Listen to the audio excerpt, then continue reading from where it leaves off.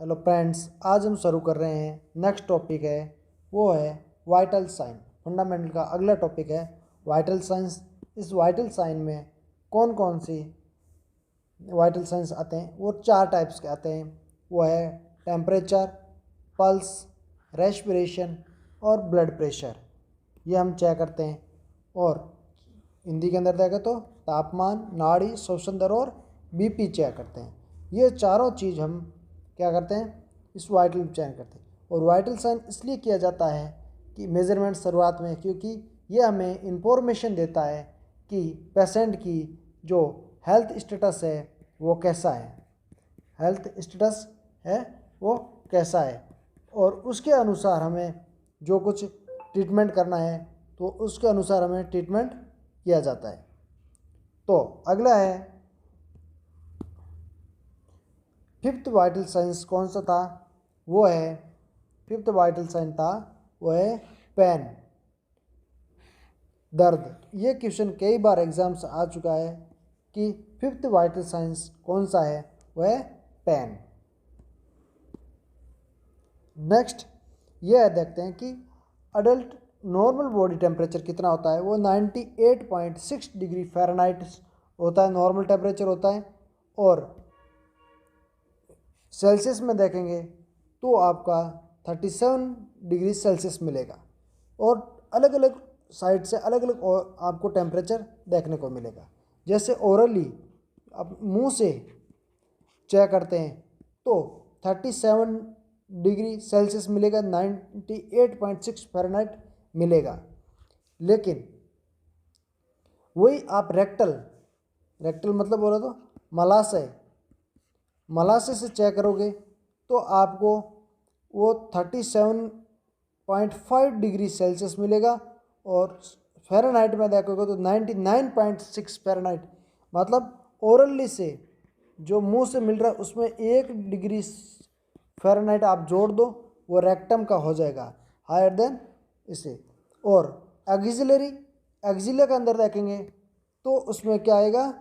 Axilla के अंदर वो आएगा 1 कम आएगा, उसमें 1 माइनस में करना पड़ेगा। 37.30 डिग्री सेल्सियस था, 37 डिग्री, उसमें से 5 निकालना पड़ेगा। और यदि फ़ारेनहाइट में देखें तो 1 डिग्री फ़ारेनहाइट कम करना पड़ेगा। यह है तीनों में डिफरेंस। नेक्स्ट हम पढ़ते हैं, यह है थर्मामीटर्स। और नेक्स्ट हम देखते हैं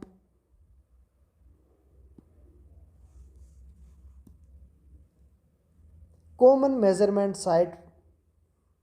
मतलब नॉर्मली कौन कौन सी जगह होती है जहाँ से हम टेम्परेचर चेक कर सकते हैं? फर्स्ट माउथ से हम चेक कर सकते हैं। दूसरा मलाशय से, दूसरा है मलाशय, तीसरा है एक्जिला, चौथा ईयर और पांचवा फोरहेड से। अब रेक्टम ये मलाशय से करते हैं, और ये एक्जिलर से करते हैं, और ईयर कान की टिम्पेनिंग मेम्ब्रेन होती है उससे करते हैं। और फोरहेड FOREHEAD फोरहेड मतलब कान के ऊपर जो टेम्पोरली बोन होती है उधर से चेक किया जाता है। तो ये टोटल किया जाता है। और मोस्ट कॉमन जो अडल्ट के अंदर किया जाता है वो किया जाता है माउथ के द्वारा ही टेम्परेचर चेक किया जाता है। और इन्फेंट बच्चा के अंदर हमेशा मलाशय रेक्टम से चेक किया जाता है। ये मोस्ट कॉमनली दी जगह है।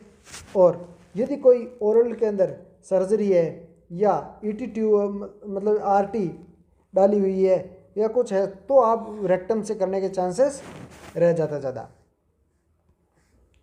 नेक्स्ट है कि ओरल टेम्परेचर चेक करने के बाद, ओरल टेम्परेचर चेक करने से पहले ये इंश्योर करना होता है, चेक करना होता है कि उसने 15 या 20 मिनट पहले,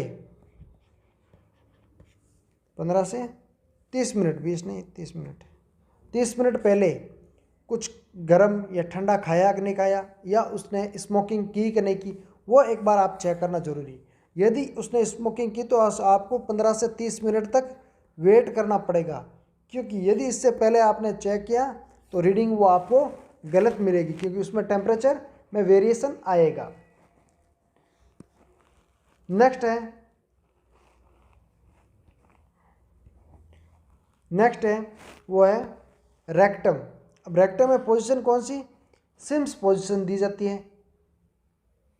सिम्स बोला या लेफ्ट लैटरल पोजीशन, सिम्स या लेफ्ट लैटरल पोजीशन ये भी दे सकते हैं।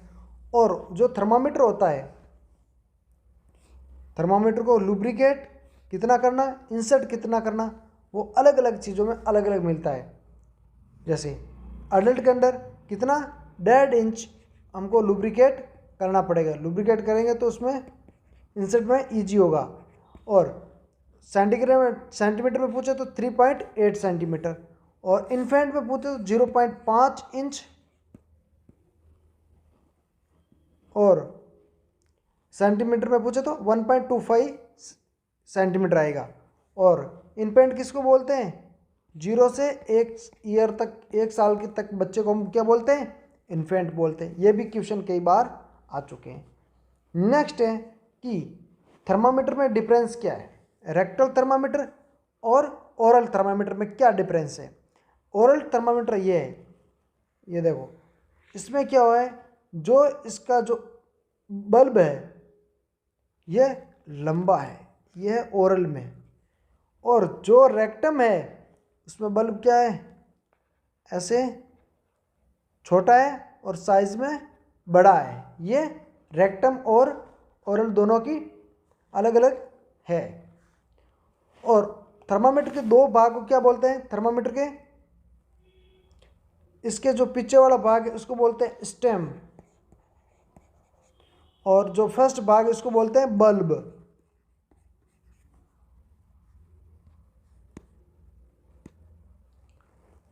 थर्मामीटर के हमने कितने भाग पढ़े, 2 भाग पढ़े।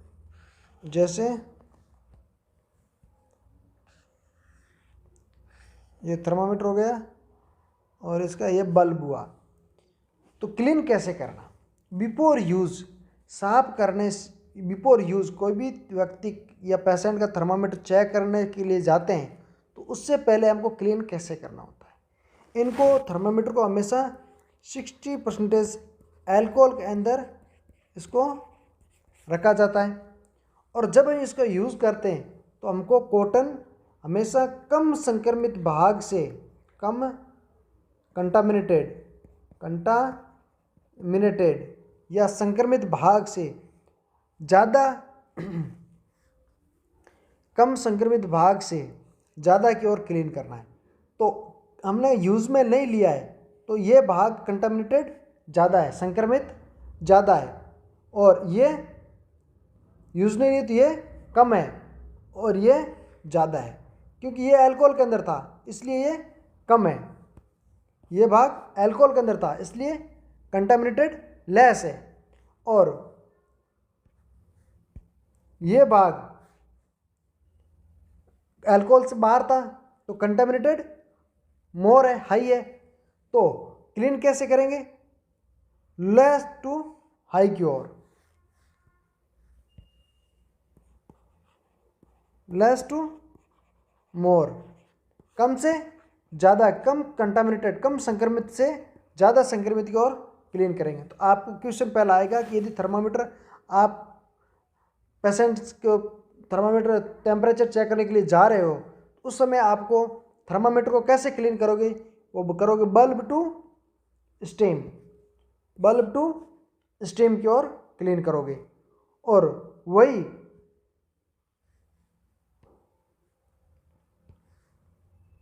वही यदि थर्मामीटर ये है, ये बल्ब है,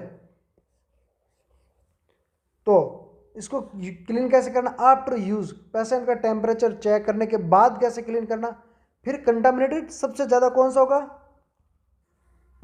ये भाग, क्योंकि ये बॉडी के टच में था तो ये कंटामिनेटेड हाई है। ज़्यादा कंटामिनेटेड कौन सा है, संक्रमित कौन सा है, संक्रमित या कंटामिनेटेड कौन सा था, ये भाग, ये कम है, लेस है। तो हमेशा लेस से क्या करते हैं, हाई की ओर क्लीन करते हैं। तो इसमें क्या करेंगे, स्टम टू बल्ब यूज़ करने के बाद क्या करेंगे, स्टम टू बल्ब यहाँ से इधर की ओर क्लीन करते हुए आएंगे। तो ये चीज़ समझ में आ गई होगा आपको। नेक्स्ट हम पढ़ते हैं टाइप ऑफ टेम्परेचर वेरिएशन।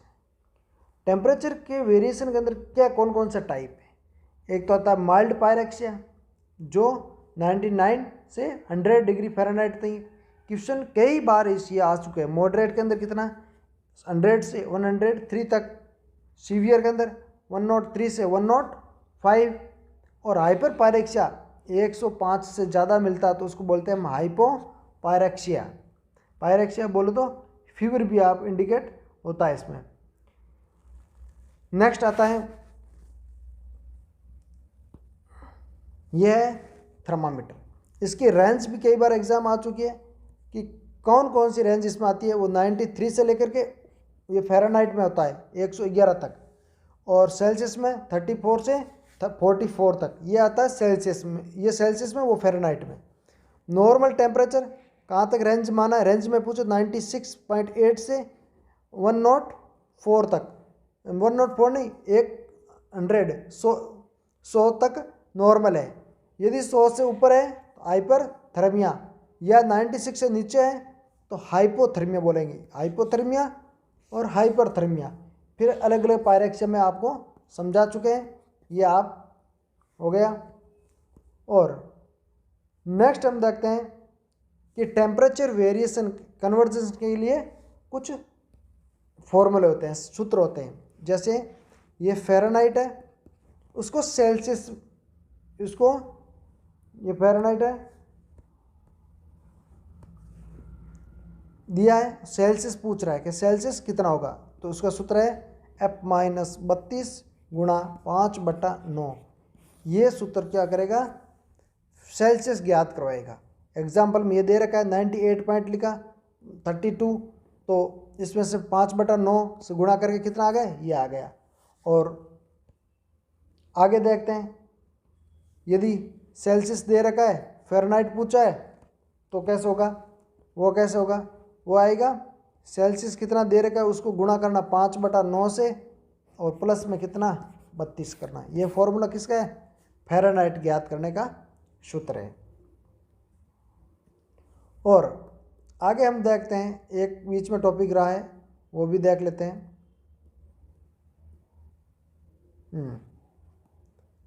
एक टॉपिक बीच में, कंडक्शन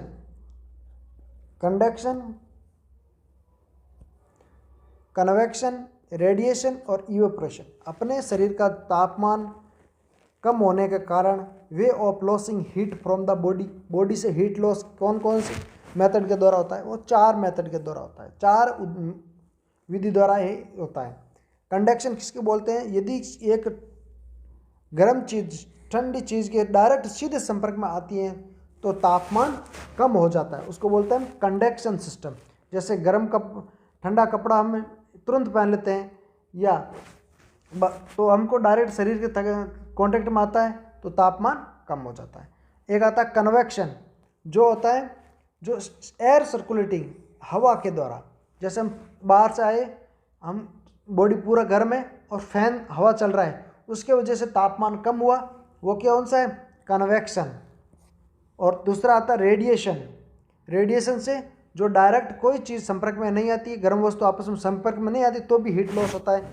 यह सबसे हाईएस्ट होता है, 60% हीट लॉस बॉडी का रेडिएशन से होता है। तो ये क्वेश्चन कई बार आ चुका है कि सबसे ज़्यादा हीट लॉस या तापमान की कमी किससे होती है, रेडिएशन के द्वारा होती है। इवेपोरेशन क्या होता है, जो तरल पदार्थ है वो भाप बन जाता है, उसको बोलते हैं इवेपोरेशन। तो ये टोटल हमने चीज़ पढ़ी, कंडक्शन, कन्वेक्शन, रेडिएशन और इवेपोरेशन। और आज के लिए ये काफ़ी है, और नेक्स्ट क्लास में हम और देखेंगे नेक्स्ट वाइटल साइंस कौन सा आएगा। और ये आपको एक एक चीज़ रिवाइज हो गई है।